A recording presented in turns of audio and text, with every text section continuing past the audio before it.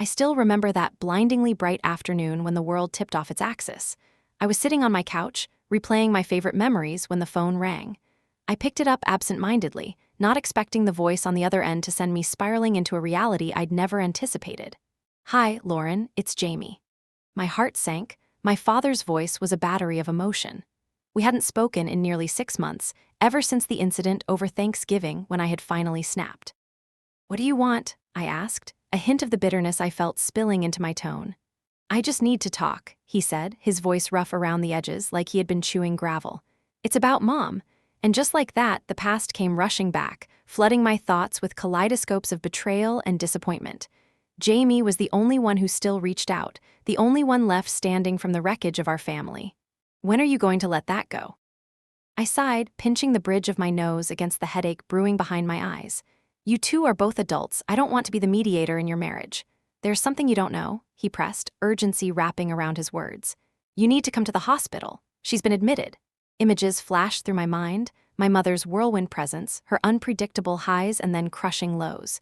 She had long since buried any notion of being anything other than a figure of chaos in my life. Why should I care? I shot back, biting back the tears that threatened to escape. She made her choices. She had built her life up in brick towers only to watch it dissolve like ashes in the wind.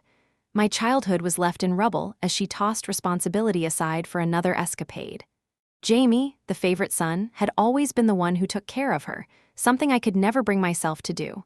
I was tired of being the second choice, the one who held everything together. "We need you, Lauren," he said, the rawness of his voice finally reaching through my defenses. "It's serious."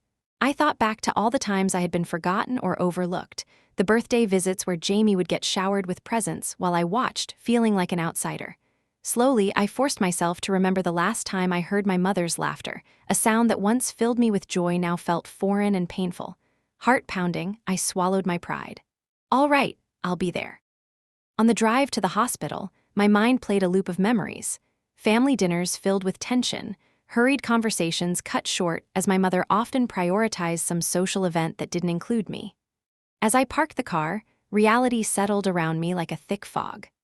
Walking through the hospital doors, I was greeted by sterile walls and the unmistakable scent of antiseptic that clawed its way into memories I didn't want to recall. I asked for room 512 and made my way to the ward, my heart thumping against my chest like it was preparing for a battle I didn't want to face. When I reached the room, I hesitated at the door. There she was, my mother, frail and lost, lying on a stark white bed, tubes and wires snaking around her like a web of choked promise. And there was Jamie, hovering over her, cradling her hand as if she were a porcelain doll. I clenched my fists and entered. The low hum of machinery filled the air, a chaotic symphony that echoed my heart's disarray. "Hey," he turned to me, visibly relieved but flustered like I was his last lifeline. "I'm glad you came." "Of course," I said, unable to keep the edge from my voice. "What happened?" "We think she had an overdose," Jamie said, rubbing his forehead as he glanced back to our mother.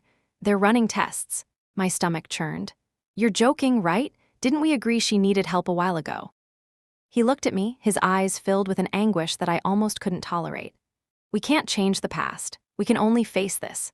As we sat there, watching her snooze, grief twisted through me like a vice. I had spent so many years waiting for her to choose me. Why should I give her that chance again? And yet, somewhere deep down, flickering like a flame, was that tiny ember of hope. Maybe this was her chance to redeem herself, if only for Jamie's sake. That hope didn't last, because when my mom woke up, she started spinning stories. Stories of the past littered with my father's mistakes, the things he had done, and how he had never supported her dreams. The first time I had heard it, it felt like quicksand. Watching her lay blame at his feet became exhausting. I turned to Jamie, the brother who seemed to constantly stand in the shadow of others, offering the same sympathy that would inevitably lead to disappointment. "Why are we even doing this?" I asked him late one night as we shared a cup of bad coffee in the hospital cafeteria. "She won't change, Jamie. She never will. She's our mother," he snapped, his voice rising in the empty room. "We owe it to her to at least give her this chance. Can't you see it? She needs us now more than ever." Needs us? Or needed us to drown in her problems instead of facing them ourselves? "I refuse to be her emotional crutch anymore," I said, digging in my heels. She made her choice the second she decided to spiral. I can't just stand by and watch her drag us down with her. Weeks passed, and with them came a disillusioning clarity. Every time I stepped foot into that hospital room, I couldn't shake the feeling that I was stepping back into a loop I was desperate to escape. I watched Jamie hover, holding on to the belief that she could be reformed when all I saw was someone who would never change. Finally, one evening, after another day filled with forced assurances, I found myself in the cramped waiting room. I looked at my phone, and for the first time, I hesitated. I began scrolling through old photos of the family from years past, thankful smiles and grinning faces during happier times.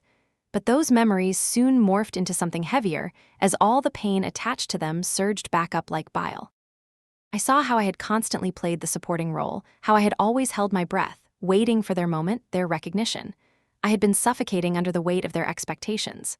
"What are you doing?" Jamie asked, breaking my spiral. He had a new urgency in his eyes that mirrored my own turbulent feelings. "I'm ready to step away, Jamie," I found myself saying, even as the tremors of doubt coursed through me.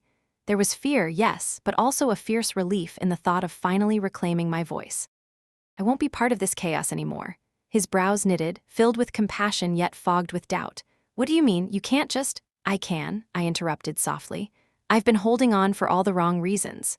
That night, I made a choice. The following morning, after confronting the emotional fog wrapping around my mother, I slipped away from the hospital holding onto my decision like a lifeline. When Jamie called to confront me about it, I didn't flinch. "You're abandoning her," was all he said. "At what cost?" I drove home numbly, every street feeling weighted with the hints of choices I wasn't sure I was ready to own. But standing there, I finally began reflecting on what I wanted. Moments of self-care were suddenly crucial. I took walks in the park, allowed sunbeams to warm my face, stopped at coffee shops without guilt. The faces I remembered from childhood transformed into strangers who didn't ask for anything. In the weeks that followed, something shifted between Jamie and me. Without the constant looming presence of our mother's demands, we both began to learn what it felt like to breathe without the pressure of that chaotic bond weighing us down. Every call he made felt lighter, as did every message exchanged. Our laughter began to fill the silences left in the wake of family turmoil. "You're not my problem. You're my brother," I reminded him, smiling at how easily we forgave one another as we slowly dismantled the expectations placed on us. The day I received a message from Jamie offering to meet for coffee confirmed my thoughts. The past didn't define us. We could choose to move forward, even if it meant stepping back from our mother. And then came the call. I was standing in my kitchen pouring my morning coffee when Jamie's name lit up my screen. Somehow, I knew this call would twist my insides again. "Lauren," he started, and old patterns crept into his tone. "Mom didn't make it." A wave of shock hit me like ice water, but the core of my confusion settled in quietly. Just like the turbulent past, I felt an inevitable fracture beneath my carefully composed exterior. "What do you want me to say, Jamie?" I asked. "You know how I feel. How I struggled to be a part of this family rap, for it to only unravel so quickly." His voice broke as he tried to make sense of grief swirling around us. "I think we just need time to feel." "Time to feel," I repeated, the words almost foreign. How liberating it felt to sit with my thoughts free of guilt or obligation. As the months passed, I would finally become a newer version of myself. Jamie and I retained a newfound closeness, though our lives twisted apart. I began pulling out my paintbrushes again, rediscovering forgotten passions. With every stroke, I poured hope and healing onto a canvas that filled page after page. And I think back to that hospital, the chaos surrounding our family, and I savor that bittersweet moment, the day I chose to reclaim my life. I found solace in the belief that, somehow, in letting go, I had begun to hold on to myself. So if you're out there, feeling buried by family struggles, know this. Sometimes, stepping back is necessary to step forward. Your well-being is as important as any obligation, and it's never too late to start reclaiming those pieces of you that have felt lost. Speak your truth, even if your voice trembles, because in that vulnerability, you may just find your strength.